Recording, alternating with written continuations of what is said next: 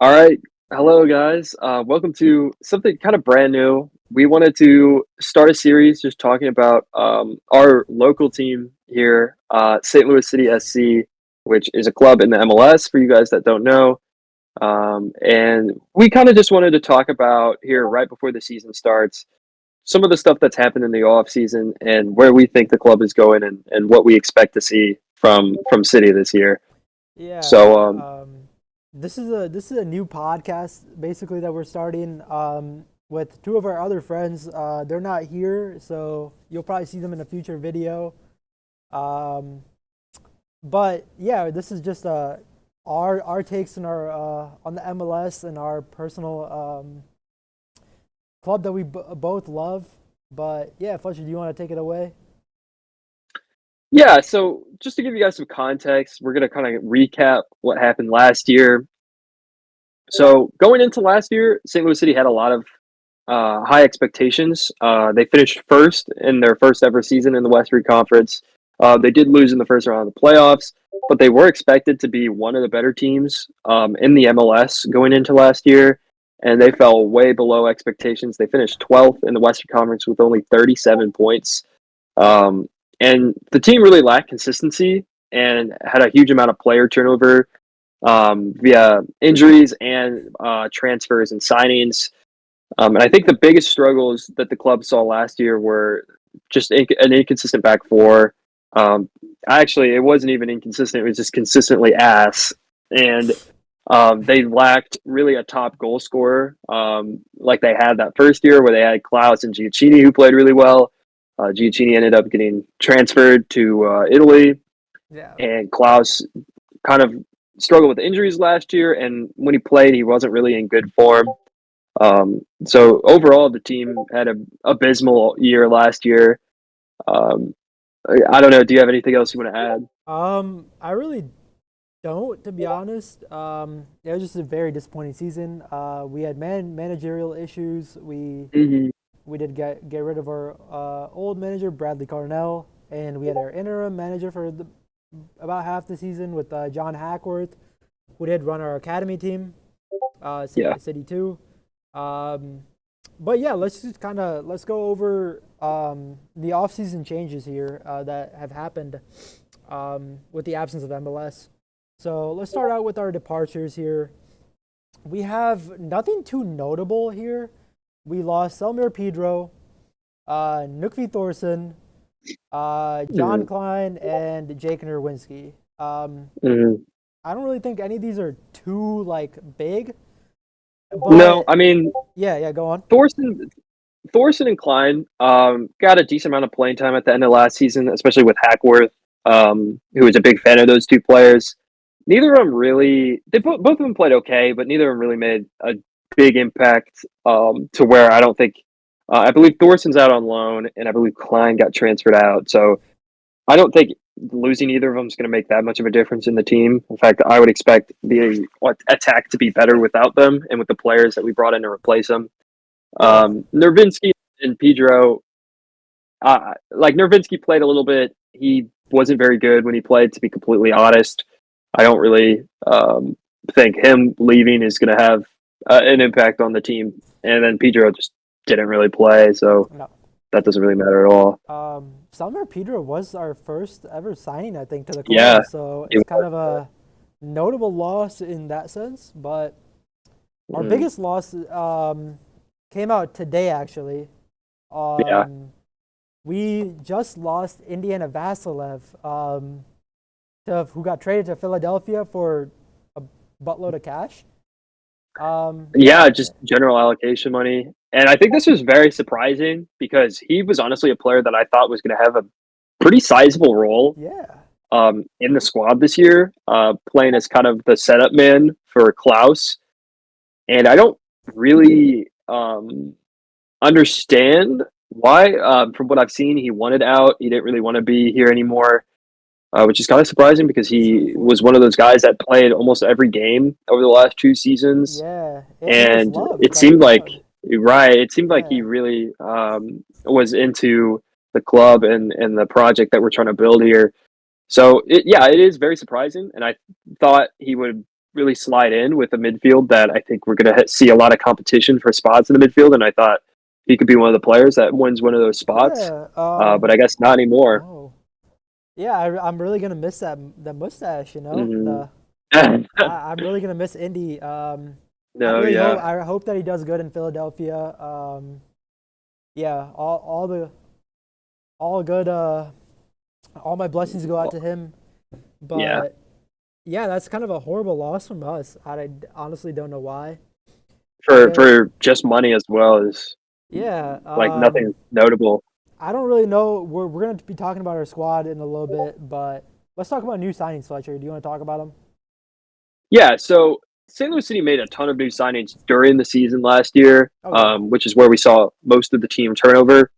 But in the offseason, they brought in two pretty noteworthy players. The first one was midfielder Konrad Valem from Slavia Praha. This was Oh a yeah. 1 year loan. And he was a young Norwegian player who hadn't really got too much playing time in Europe. And he's kind of a mystery. I believe he's around 24 years old, so he is very young. Uh, and he has the potential to slot into a midfield role and become a starter, but he's very unknown because he really hasn't gotten too much playing time. Yeah. From what I've seen is that this guy, like from what I've like read about him, is that this guy can basically play multiple positions. Hmm. He can play the number 10. He can play, I think, as a CDM or like a basically like a traditional 8, and he Hmm. can also play on wing.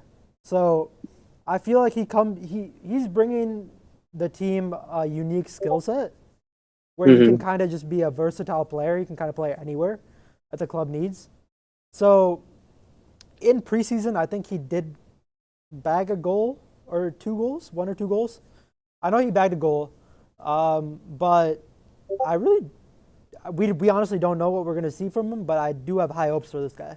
I think from what I think is that he's going to fill into that Jared Stroud role that he had that very first season where Stroud was a very versatile player Oh yeah, who brought a lot of energy onto the pitch and could really slot in anywhere in the midfield or on the wing. And that's something that this team really needs, especially with how many games are in the MLS season and how injury prone some of our guys are since we have a very old squad. I think this is a very good signing, and it's a 1 year loan. Like if he doesn't pan out, then it doesn't really matter. It's a very low risk, high reward oh yeah, signing, in my opinion. And it's something that we desperately need. But I would expect him to honestly be a consistent starter from what I've seen yeah. If he's and good, from how he's played in the preseason. So yeah, I think that's a really good signing from City. The other big one was center back Timo Baumgartel, who was signed as a free agent. He last played for Schalke, who are in the Bundesliga second division, and he was a very promising German youth player who started his career at Stuttgart. He had a $12.5 million transfer to PSV back in 2019, oh yeah, and ever since then he has really struggled and never reached the potential that he once had. He's kind of bounced around from club to club. I think he played for um, Union Berlin, Schalke, PSV. Um, he's played for a lot of big teams in Europe, but he was never really able to find a spot in any of those squads. So yeah, he was a free agent signing, so they didn't even have to pay like a transfer fee or anything. So this is again a very low risk, high reward signing for a for position sure. that we need, um, which is center back, which was probably our biggest position of need last season. And with the new formation, we're definitely going to need some quality center backs to step up. So I really like this signing. In fact, I would say this is the best move that they've made in their offseason. Yeah, I really do. Props to Lutz, our sporting director, of course, Mm-hmm. for getting the signing through. Mm-hmm. Getting them for basically, I mean, we're getting them for free, basically, free agent. No transfer fee. But yeah, getting a center back, which is a position that we have been kind of lacking in. Um, but yeah, he's a solid player. I know he did make a couple of UCL appearances a couple years ago. I think they were with PSV, Mm-hmm. and yeah, I think PSV. But yeah, I really do like what I see here from the signing. We haven't really seen him play too much other than preseason, So we'll see how he does later on. But this guy could be a starter here for the team. Yeah, I would expect him to be probably a day one starter, and we'll see how he plays. There's no guarantee, even though he's a very high profile player. He's played some high profile games and for some pretty big clubs. Yeah. We saw with Nilsson, no disrespect, but he never really turned out to be the player that we thought he was. Yeah. But hopefully Bob Gardel can slide in and be the solid center back that this team desperately needs. Yeah, let's move on to our brand new manager here. We did not end up sticking with our interim manager, John Hackworth, and we got a new manager from Sweden, Olof Mellberg, who led a Swedish team. I cannot pronounce that name. We'll put it on the screen. But yeah, they had a very limited budget and they had a 10th place finish, but that was very much above expectations for that team. So I don't know. What did you think? We know that he prefers the 3-4-3 formation. That's what we know.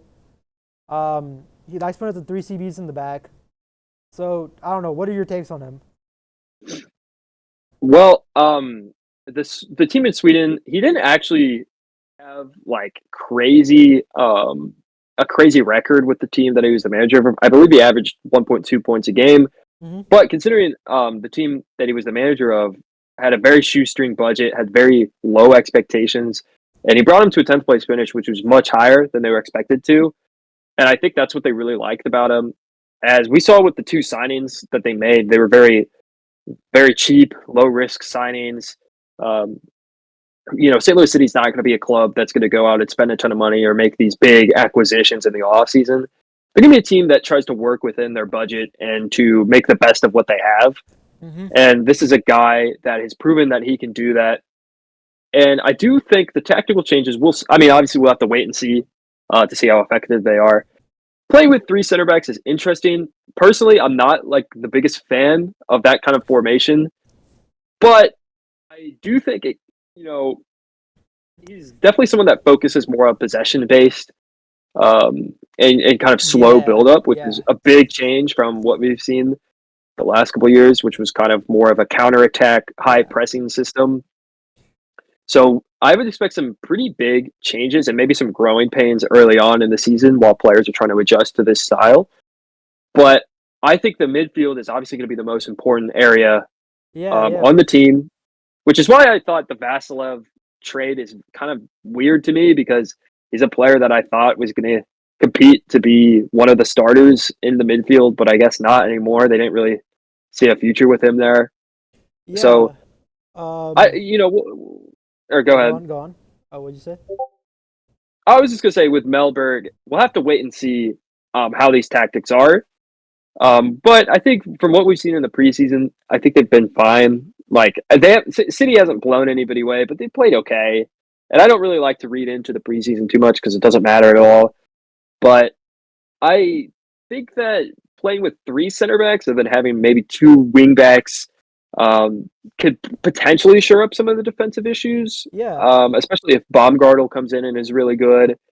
That would really help. But what do you think? Personally, I'm not like a huge supporter of the 3-4-3, but I do like the options that it opens up. Basically, is that a 3-4-3, right? You'll have multiple triangles on the pitch. So if he does end up running with fullbacks,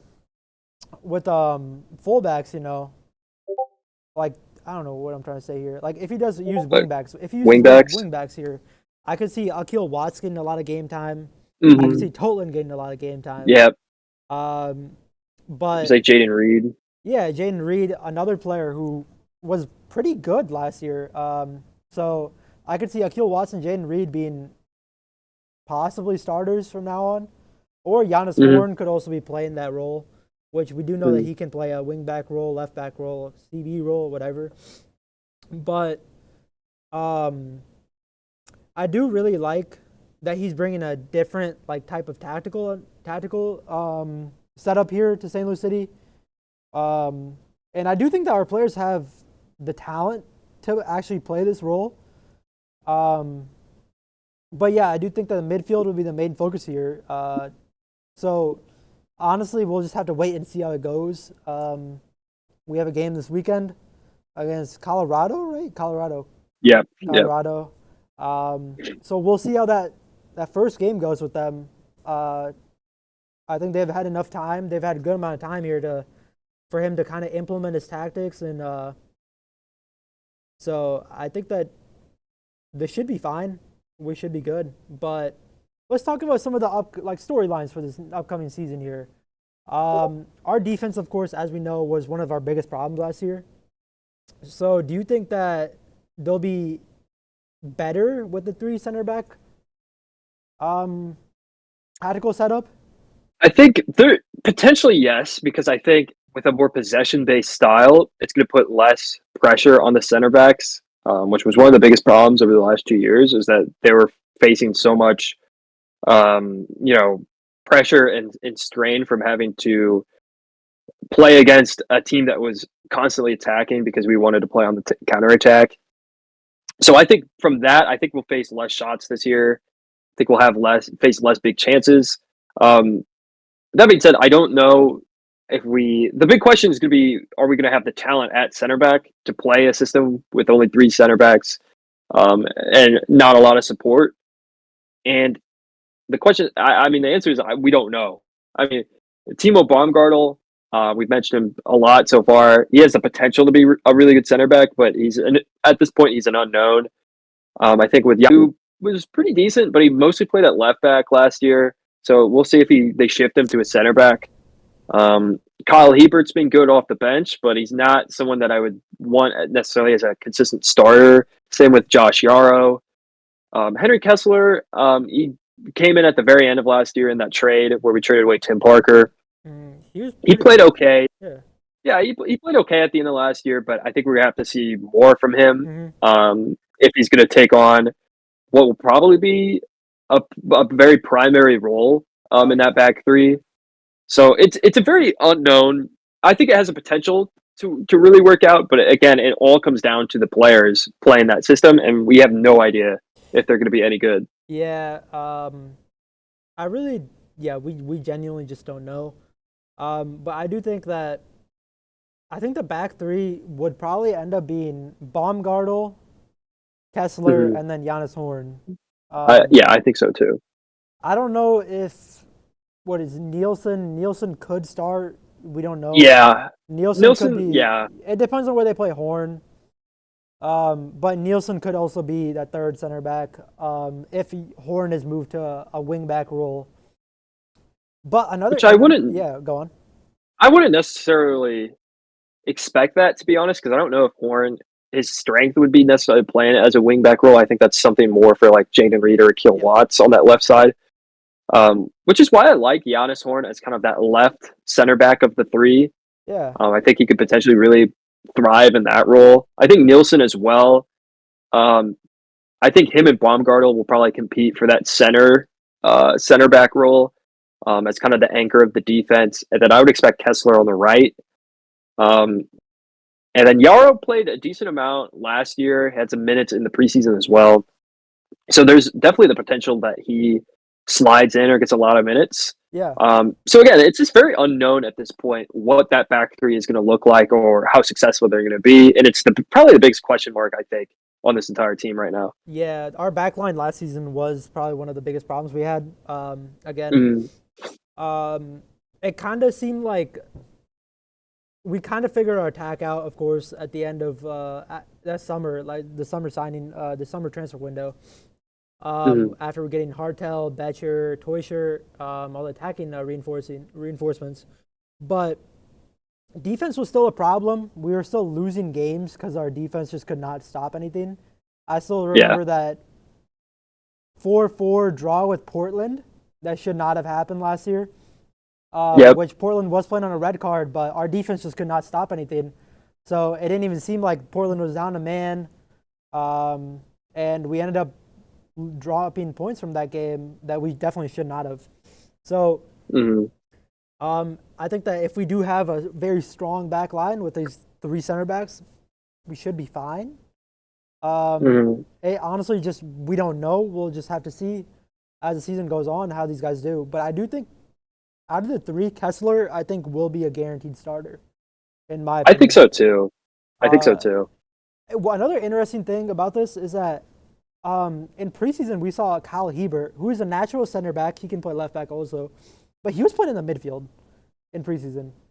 So Mm, that's something that something I had to speak in my mind about. It's just kind of crazy. I just had to talk about it. yeah, I Um, think yeah. but I think he's just testing. The manager's just testing out new roles for players, Mm, just seeing what they're good at. But that's just something interesting that I saw. So we move on to Klaus. yeah, so I think just talking about some of the biggest storylines that this club has going into next year. Like we said with the center backs, they're all going to have to improve, and we'll see how they play together. And I think Klaus, like you mentioned, um, the biggest storyline for him is he going to be able to overcome his injury problems that he's had and his struggles that he's had to become the talisman that this club needs? Because he played when City were at their very best at the beginning of their inaugural season.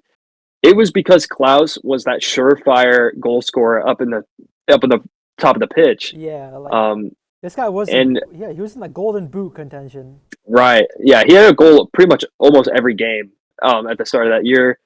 And he really hasn't been able to get back to that form, whether it's been injuries or just not necessarily fitting in with the tactics and the schemes that the managers have been putting him in. But he's really going to have to get back to his old form because he is facing a lot of competition now for his starting spot. Simon Becker, who came in on loan um, during the summer of last year, came in and played really well. He was honestly one of the best players for City last year. And I would expect him to probably not be a starter at the start of this year. I think he'll probably be like a super sub. Yeah. But he's definitely talented enough and has played well in the past to where if Klaus struggles, I could 100% see him getting benched in favor of Becker, who is a very different profile of player, but I think has been more consistent as of recent and may be better within Olaf Melberg's scheme. And Yeah. then as well as Cedric Toyshirt, who was brought in last summer, who again is not really he wasn't brought in to be that kind of target man that Klaus is, but again he is capable of doing that, and he's talented enough to be like he should be a starter every single week. So Oh yeah. we'll see if where Melberg wants to slot him in. But I don't think Klaus is necessarily as valuable. I mean, he's incredibly valuable to the team, but I don't think he's as like untouchable as he once was. No. Um, I going back to talking about Klaus as a target man here. One of the best things about him in our inaugural season was that target man Hmm. role. That last year we basically just didn't have anyone to play that role. Hmm. I feel like Simon Betcher is more of a mobile striker. Um, Yeah. he's basically like maybe like a shadow striker, like a number two maybe. Hartel's more the shadow striker, but I feel like Simon Betcher was more the number two, where we're kind of still missing that target man that like Berkey can send a long ball out, um, and Klaus would be able to get it just because of his kind of his build. But last year I didn't really see that from any of our players. Like any of our players could be able to play that role. But Klaus, I think if Klaus figures his stuff out this season, if he's actually able to finish, if he's the number nine that we need him to be, I think he'll be a guaranteed starter for sure. I think so, yeah. He should be like the number nine role. If he can play that number nine role that he did in our inaugural season before he got injured, I think he should be fine. Because I do think our wingers will be able to get him a lot of service. Our wingers are very creative. They can get the Hmm. ball to him. But yeah, if Klaus is not that same Klaus that we had from 2023 or even a better version of that, I don't see him starting. I think Klaus and this really the attack as a whole for City was at its best that first season when they had the duo of Klaus and Giacchini playing, where Klaus could kind of be like a hold up man. Yeah. He could get the ball in contested spaces and kind of hold it up and play it off to Giacchini, who can make a play. And I think Simon Becker could potentially slot in with Klaus and kind of fill that role that Giacchini used to have. So that's one of the things that I'm interested to see. It's not really something that Olof Mellberg has done in the past with his teams, is play with like two strikers. He definitely prefers his wingers. But I think that might be the more optimal strategy with the player profiles that we have. But again, we'll just have to see. Let's talk about our midfield here. Our midfield should be like with this 3-4-3 formation. Our midfield needs to be strong. For sure, midfield needs to be strong. We have Lewin, we have Marcel Hartel, Rasmus Alm. Teuscher can kind of play in that role, and then we have Chris Durkin and JGR, Jake Girdwood Reich. We're both CDMs by role. So, do you think our midfield can actually be as strong as we actually need them to be this season? Well, I think they potentially can, because they have the talent to do so. I mean, Hartel and Teuscher were both brought in last summer, and those were both huge signings because they're two incredibly talented players. Leuven has showed in the past that he's good enough to be the star midfielder for this club. He hasn't really reached the same heights that he had at that first season, but he's definitely capable of it, so we'll have to see if he plays better. I think the biggest question for me would be the CDMs. I think Durkin, he had his moments last year, but I don't think he was like utilized in the best way. I think he tried to be more of a box-to-box midfielder, which was fine, but that's not the role that he was brought in to play. Like, he was supposed to be a CDM, and I think that's where a lot of the defensive struggles were, where this midfield just wasn't really tracking back or playing well defensively with him and Jabula Blom, who both had kind of mediocre at best seasons.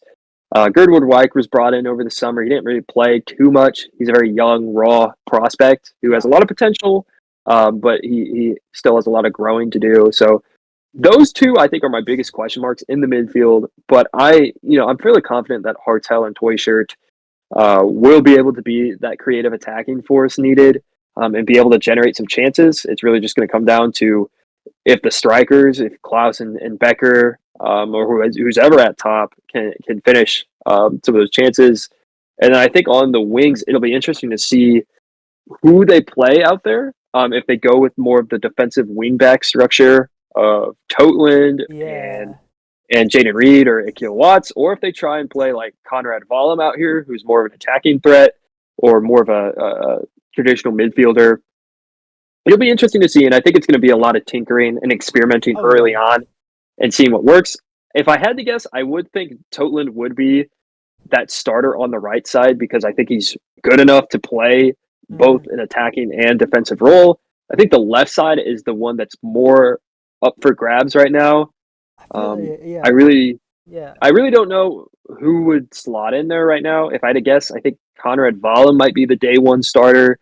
With Jaden Reed, who I believe is injured right now. But we'll have to see who is the long-term fit there. Yeah, Akil Watts is another option for that role, too. He does know how to play midfield, and he also knows how to play that wingback role. But I don't know, like, what do you think the midfield four would be? Like, we know if it's going to be... Yeah. Yeah, I think it's very up in the air right now because there's so many midfielders on this team who have very different roles and very different strengths. And it's really going to be up to the manager to see what he values and what will fit within his system. I would think Leuven and Hartel are going to be 100% starters.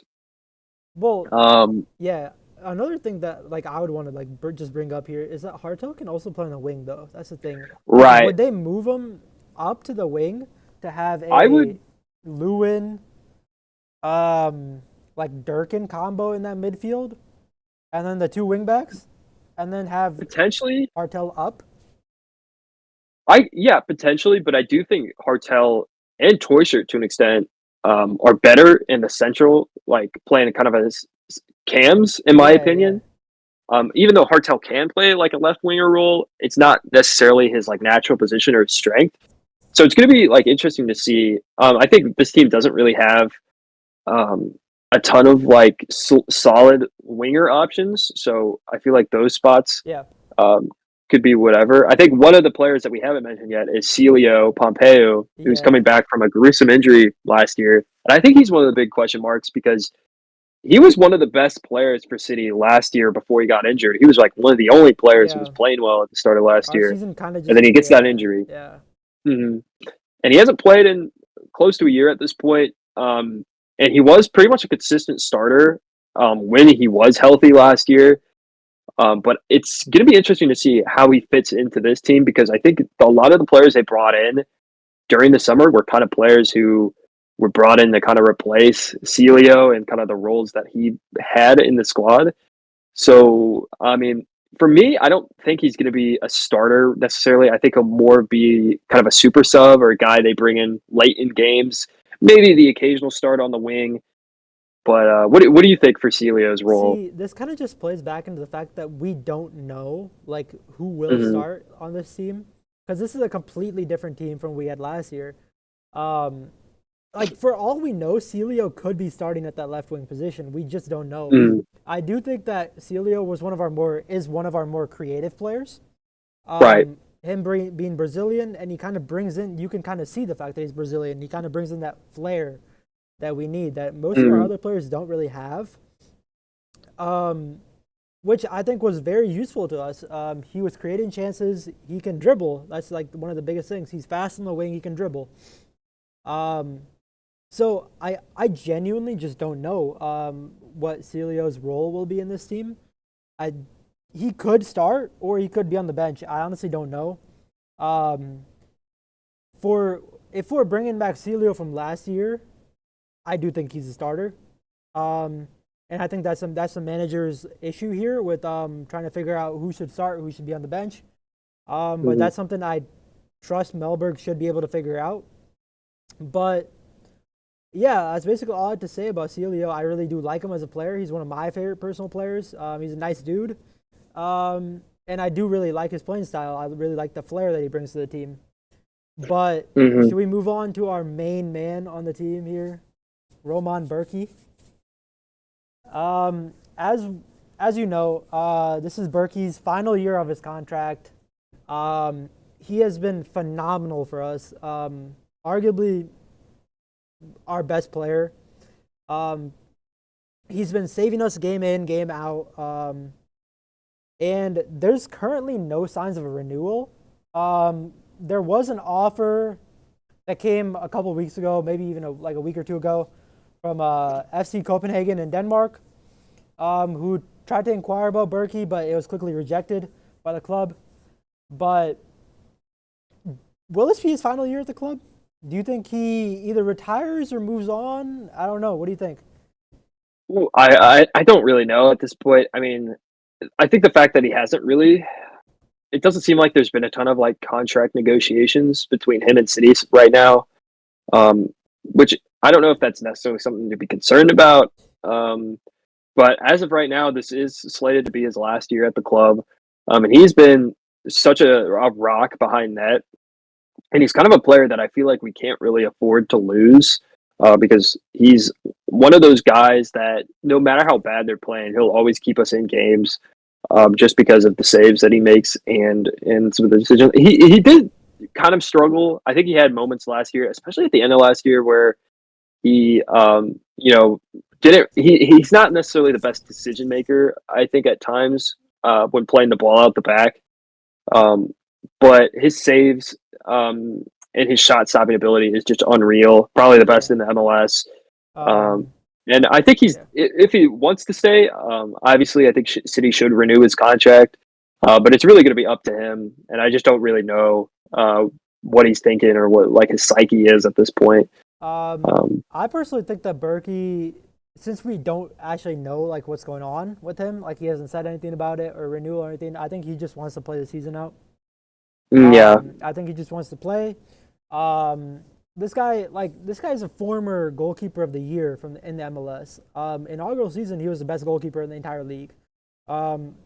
This guy was pretty decent at Dortmund.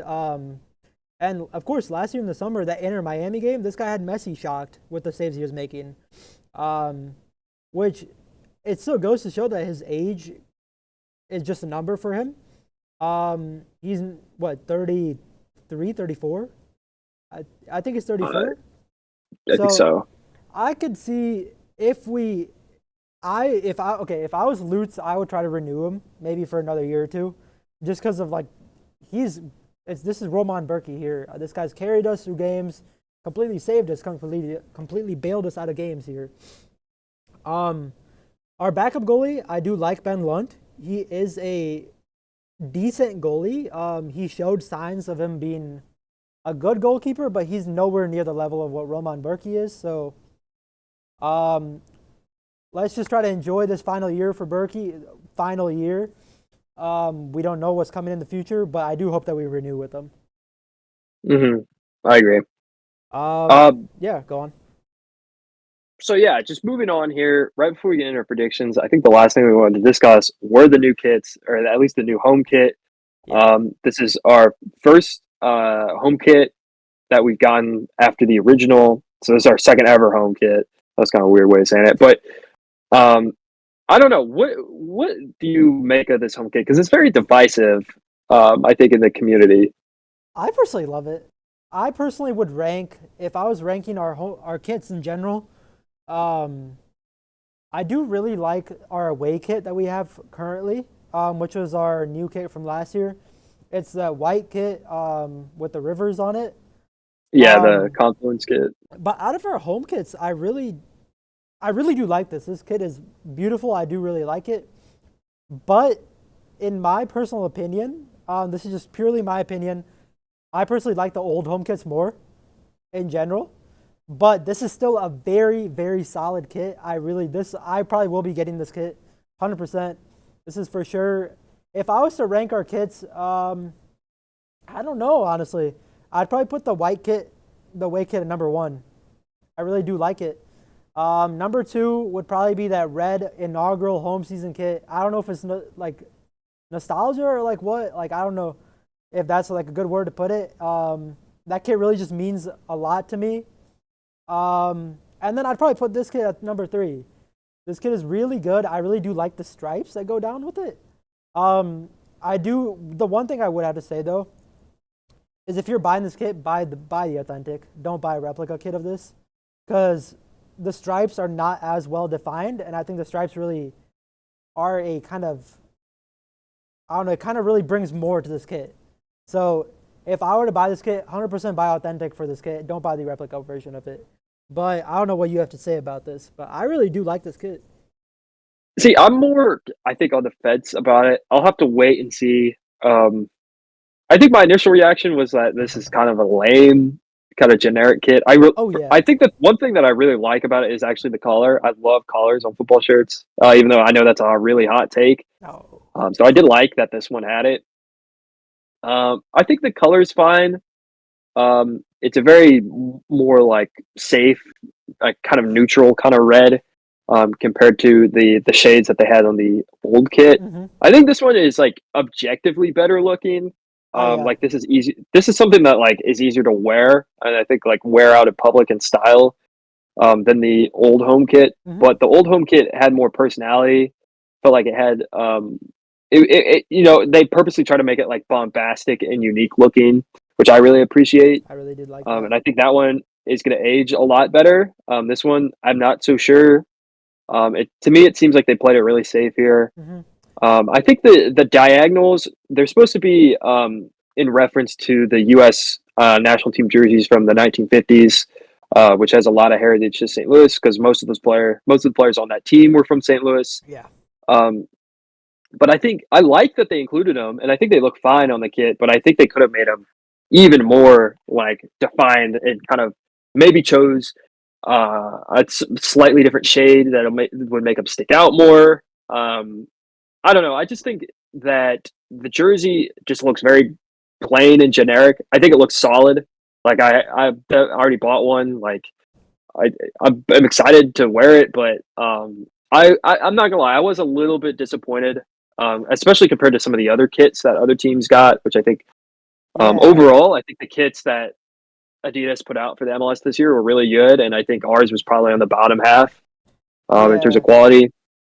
But we'll have to see. I mean, let me ask you that. Do you like the shade of red more than the city red on the old kits, which is basically just pink? Let's be Yeah, I was real. about to say.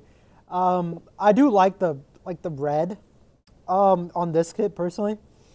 Okay. Um, if I were to like kind of like change some things up here, I would have what I would have really liked to see though is kind of maybe like a navy blue, like kind of integrated into this kit. I kind of Mm, feel like just a pure red kit that this thing is, it kind mm, of just feels kind of too red, you know, in a sense. Like the other kit, like we're gonna put a picture of our old home kits in. It had yellow, it had that kind of pink, and then it had like the darker shade of pink, which I know this one kind of has like a darker shade of red on there, but mm. it feels too red for me. Which is like one of the things I would have liked to see maybe like a navy blue integration into it, kind of what the badge is, you know, like our badge, of course, is that we have that navy blue in it, which I really do like. I really wish that they integrated that into the kit. But this is a solid kit. I don't really have too Yeah, many complaints about it. They kind of based it off that Manchester United Snapdragon kit, which is where the collar doesn't go all the way around. It just kind of is flat in the back. It just kind of goes into the shirt, which I personally would have liked to see a full collar. I But agree. Yeah. I really am a big fan of collared kits too.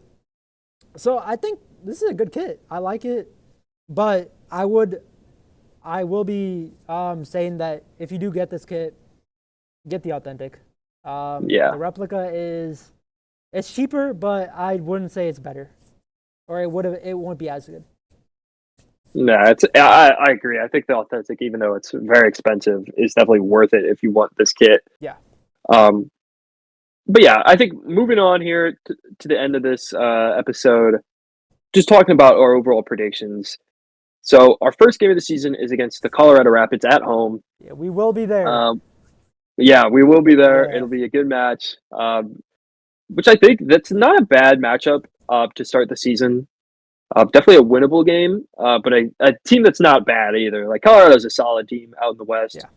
Yeah. So we'll find out a lot about City and how they play, and I think we'll find out a lot because their schedule very early on is very tough.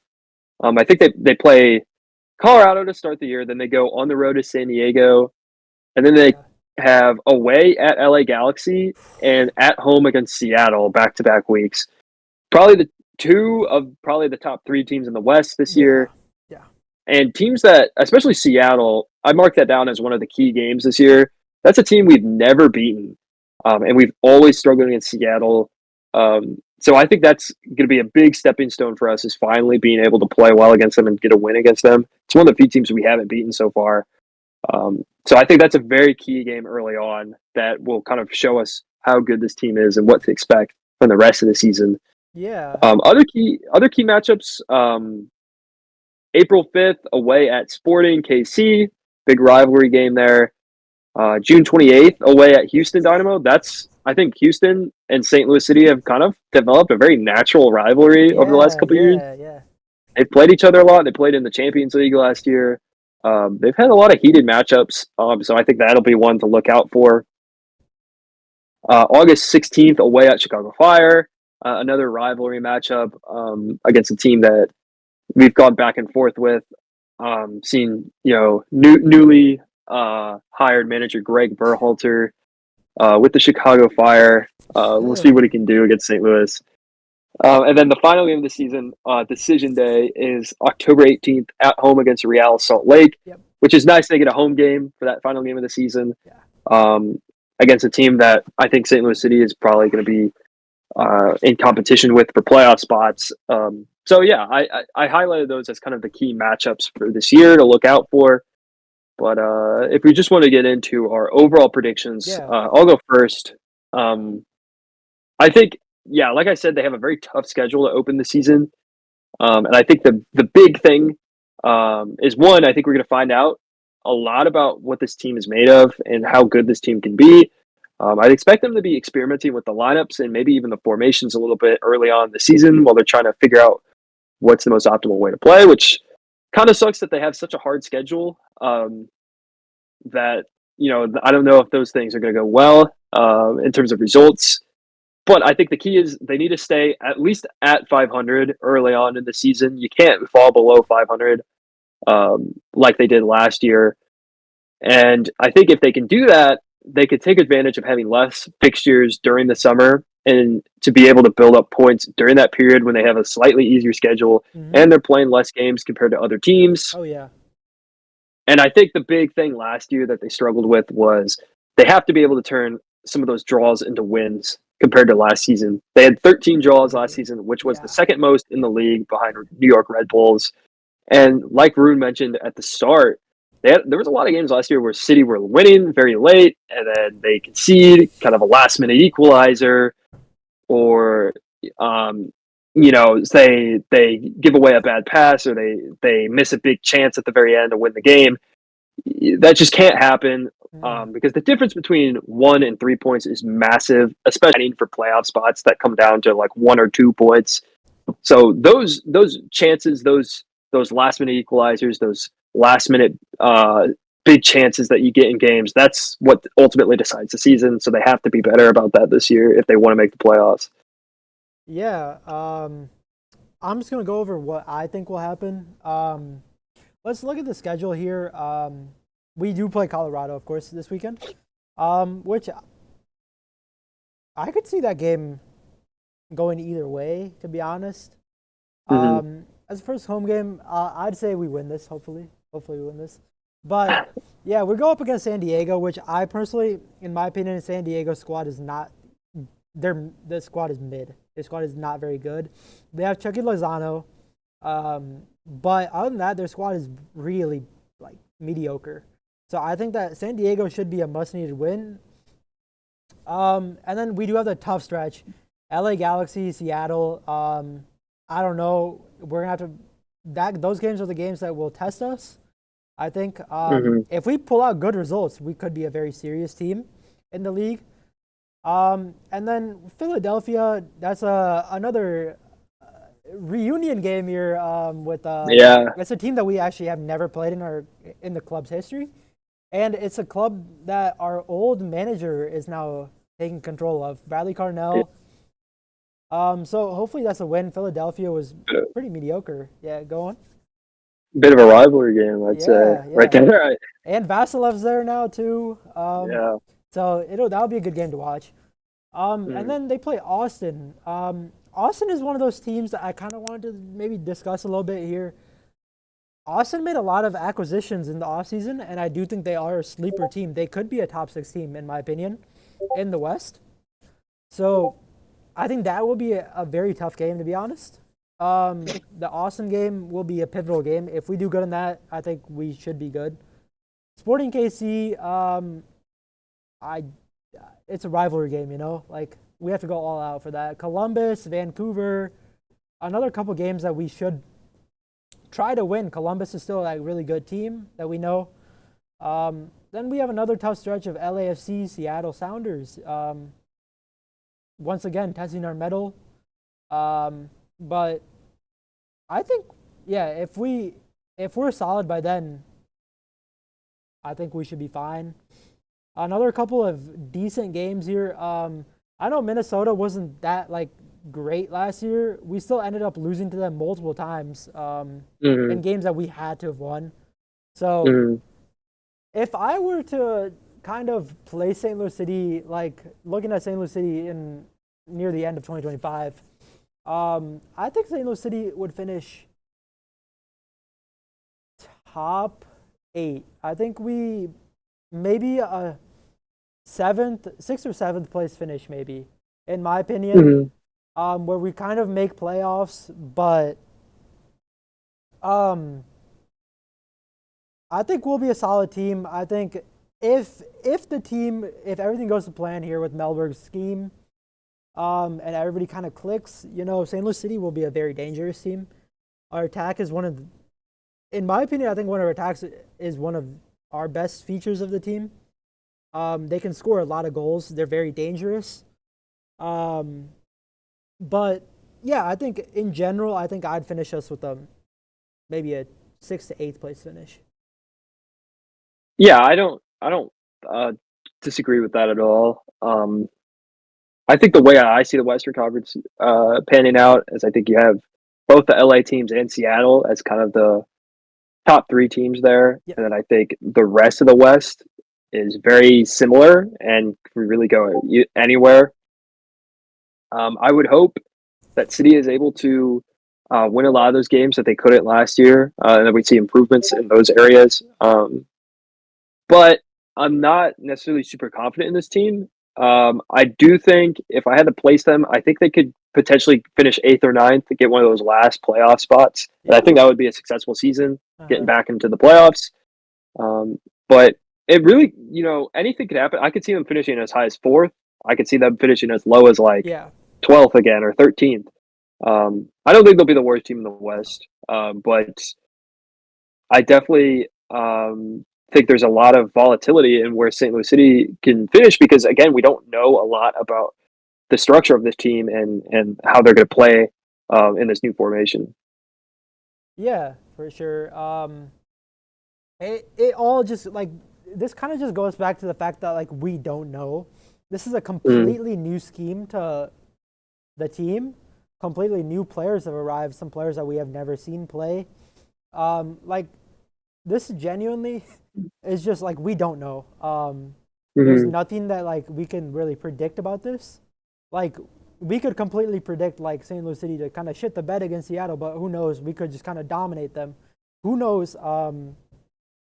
But yeah, this is our predictions for St. Louis City SC here. Hope we're mm. praying that we have a good season here. Let's start off with a bang on Saturday against Colorado, a game that we will be at. I don't know. I might try to post a video on that too. Maybe. We'll see. Mm. But yeah, I don't know. What else do you have to add about this? I think if I had to like summarize or like give a forecast for the season, I think that first year, that inaugural season, we outperformed expectations, and we honestly like got better results than we deserved.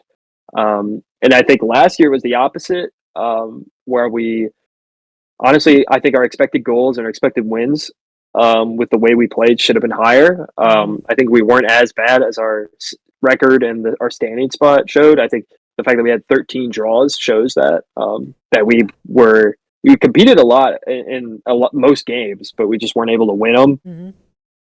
So I'd say this year I'd expect to see like a regression to the mean a little bit. So I think like a seventh, eighth, ninth place finish is where I would expect City to Yeah. be if I had to like place them somewhere. But again, this team is very volatile. Like we don't know. Yeah. So I think a success would be making the playoffs. Yeah. That's the Yeah. expectation. Would be getting one of those playoff spots. So Yeah. anything less than that would be a failure. I would think, in my opinion. Yeah. I really do think this team has the talent to actually be able to make playoffs. I really do think we have the squad quality. I think that the players have enough Mhm. quality, and yeah, playoffs is a goal for this season. But Mhm. yeah, do you have anything else to add? I think. But No. yeah, thank you so much for watching. This is our first video of many for the St. Louis City Guys podcast. We are missing two of our members, but you'll probably see them at the game, So we'll see. Yeah, they should be here in the future, but yeah, thank you so much for watching. We'll see you guys in the next video.